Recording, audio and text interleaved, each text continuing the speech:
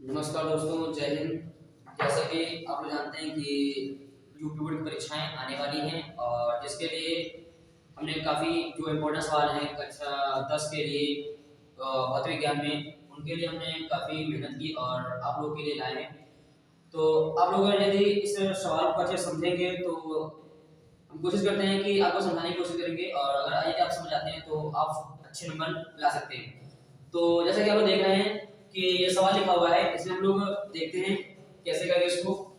जैसे कि सबसे पहले सवाल में होता क्या है, सवाल को हमेशा अच्छे से पढ़ाया जाता है और जो मान दिए जाते हैं उसको हम देखते हैं कि ये मान हमें किसका दिया गया है। और जो चीज सवाल में इंपॉर्टेंट होती है कि मान दिया किसका होता है और जो मान दिया होता है उसको लिखते हैं और उसके बाद जो मान निकालना होता है उसको हम लिख लेते हैं। उसके बाद सूत्र के बारे में सोचते हैं, लेकिन कुछ बच्चे होते हैं कि पहले सूत्र सोचते हैं। ठीक है, इसमें लिखा हुआ है एक तार के सिरों पर, एक तार है कोई और इसके सिरों पर 1.5 वोल्ट।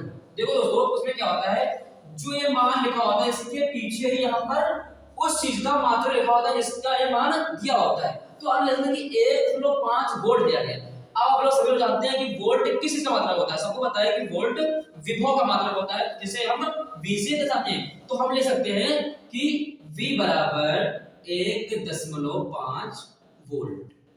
ये मान हमने लिख दिया है। आगे देखते हैं कि 1.5 वोल्ट विभवांतर। देखो हमने बताया था कि विभव का मात्रक वोल्ट होता है, लेकिन आपको पता है कि विभव और विभवांतर दोनों का मात्रक एक ही होता है। तो हम लोग देख सकते हैं कि इसमें आप लोग देख रहे हैं। उसके बाद क्या करते हैं, आगे हम सबको पढ़ते हैं। लिखा है विभवांतर लगाने पर 0.5 एम्पीयर, इसका मतलब होता है एम्पियर। तो 0.5 एम्पियर की धारा, अब जो एम्पियर मात्रक होता है, सबको पता है कि जो एम्पियर मात्रक होता है वह विद्युत धारा का होता है। अब सबको पता होगा विद्युत धारा को हम I से दर्शाते हैं। तो हम लिख सकते हैं कि I बराबर मान दिया गया है, तो I बराबर 0.5 एम्पियर हम लिख सकते हैं। आगे हम लोग सवाल को फिर पढ़ते हैं। लिखा है प्रवाहित होती है, उसका लिखा है यदि तार की लंबाई 3 मीटर। अब जो बात है अगर लंबाई 3 मीटर, अब लंबाई जो होती है उसको हम दर्शाते हैं L से। तो हम लिख सकते हैं कि L बराबर 3, आपका मीटर मान दिया गया है तो इसको लिखेंगे 3 मीटर, हमने लिख दिया। उसके बाद फिर आगे सवाल को पढ़ते हैं।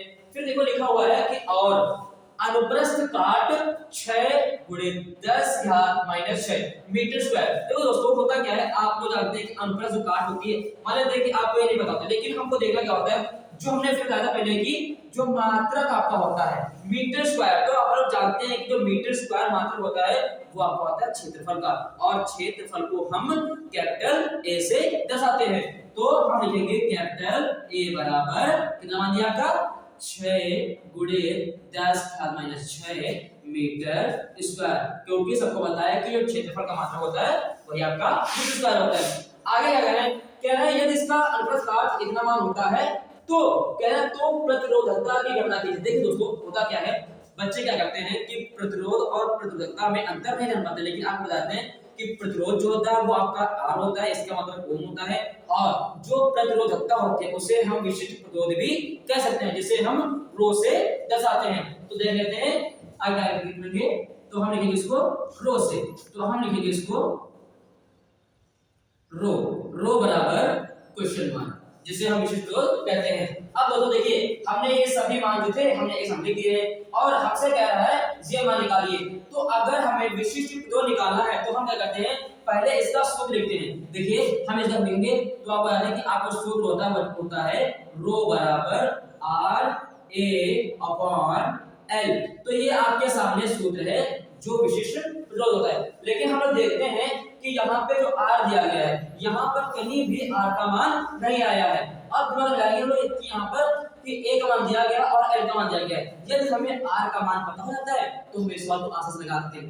अच्छा, आप लोगों ने गौर किया होगा कि यहाँ पे V और I दिया गया है, तो इसका कहीं न कहीं उपयोग होगा जरूर, और हम दिमाग में लगाते हैं कि V और I अगर हमें पता है तो हम R का मान निकाल सकते हैं, क्योंकि आप लोगों ने पढ़ा हुआ है कि प्रतिरोध का सूत्र क्या होता है, वो हम लोग लिख देते हैं कि आपका जो R बराबर V अपॉन I होता है, ये आपका प्रतिरोध का सूत्र होता है। इस सूत्र से हम आसानी से R का मान निकाल सकते हैं। तो हम लिखेंगे R बराबर V का मान हमको पता है, यहाँ पर देखिए दिया गया था 1.5 और उसके बाद जो आप बट्टे लगा हुआ है बट्टे लगा देते हैं। हाइट में दिया जाता है आपका 0.5। देखिए हमने इसको लिख दिया है। आप क्या करेंगे, हम इसको हल कर लेते हैं। तो 10 बिना हटाएंगे इसको।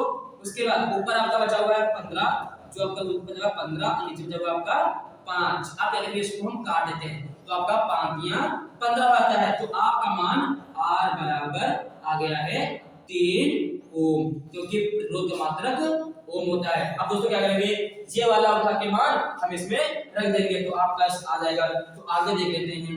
देखिए रो का मान हमें निकालना ही था तो इसको हम ऐसे ले देंगे। उसके बाद क्या करेंगे, रो वाले सूत्र देखो। अब हम जितने भी मान है R का मान निकाल लिया हमने, एक मान पहले था, L का मान भी पता था। अब इसी सूत्र में हम वहां पे मान रख देते हैं। तो R का मान हमने निकाल लिया था, जो भी निकाला हुआ देख लीजिए यहाँ पे 3 ओम। इसको 3 ओम करेंगे, इंटू लगा देंगे। उसके बाद एक मान जो आपका ये दिया था इसको इंटू कर लेंगे हम। तो इसको लिखेंगे 6 गुणे 10 की घात -6 अपॉन L का मान जो दिया था यहाँ पे 3, ये लिख दिया है। अब दोस्तों देखिए जितने भी सवाल हैं उसमें हमको अगर मान बता होते हैं, सूत्र बता होते हैं, मात्रा बता होते हैं तो हम सवाल को आसानी से लगा सकते हैं।